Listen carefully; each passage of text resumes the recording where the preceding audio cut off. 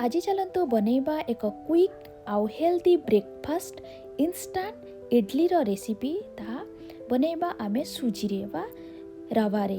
ताहले चलतु बनै नबा। नमस्कार, मु दीप्ति स्वागत करूची दीप्तिस फूड क्लब को। ताहले डेरी न करी चलतु आरंभ करिबा आजिर रेसिपी। एथिपाई आमे नबा गोटे मिक्सिंग बाउल आउ सेथिरे बे आमे नबा गोटे कप रो सुजी आउ ता सहित मु नेची गोटे कप दही।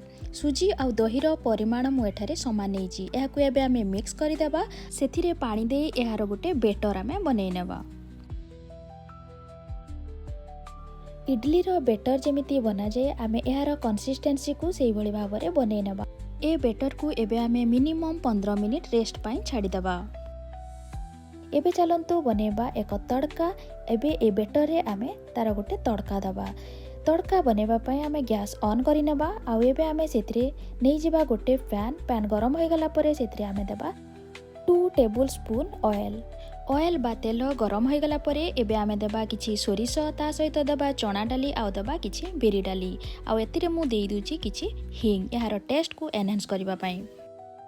एबे ए सब को आमे किछि समय पई फ्राई करि नेबा। एबे आमे आगरु रेडी करी रखिथिबा बेटर रे ऐड कर देबा। आ ता सहित मु एठारे नेछि किछि ग्रेट करी गाजर को ए सब को एबे आमे भलो भाबरे मिक्स करि नेबा। आ मिक्स करी सारिला परे एबे आमे सेथिरे ऐड कर देबा किछि बेकिंग सोडा आ ता सहित देबा स्वाद अनुसार लूण। ए सब को देई सारला परे एबे आमे एहाको आउ थरे भलो भाबरे मिक्स कर देबा। एहार कंसिस्टेंसी टिके ठीक लागुची तो एबे आमे सेथिरे ऐड कर देबा अल्प किछि पानी।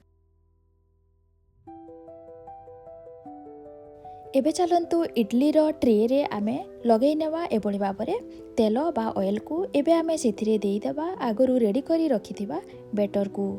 एभली भाबरे आमे इडली रो बेटर को मोल्ड रे फिल कर देबा।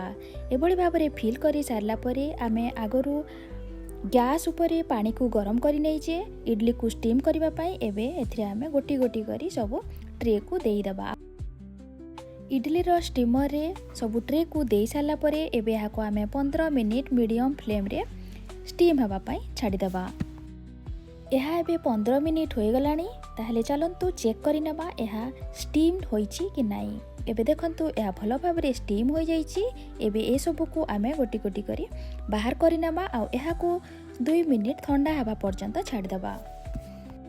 एबे एहा हल्का ठंडा हो गलानी। एबे चलंतु एबे ए सब को आमे बाहर करि नेबा। एभली भाबरे सेम प्रोसेस रे अन्य सब इडली को आमे बनै नेबा। आपण ए रेसिपी को घरे थरे ट्राए करंतु। यार टेस्ट केमिति लागिला मते कमेंट्स माध्यम रे जणांतु। चैनल ले नुआ अछंती चैनल को सब्सक्राइब करंतु। सब्सक्राइब कला परे साइड रे थिबा बेल आइकन को प्रेस करंतु जहा फल रे मो न्यू रेसिपी रो नोटिफिकेशन आपण पाई परिबे। पुणी देखा हबो आउ एक नुआ रेसिपी सहित।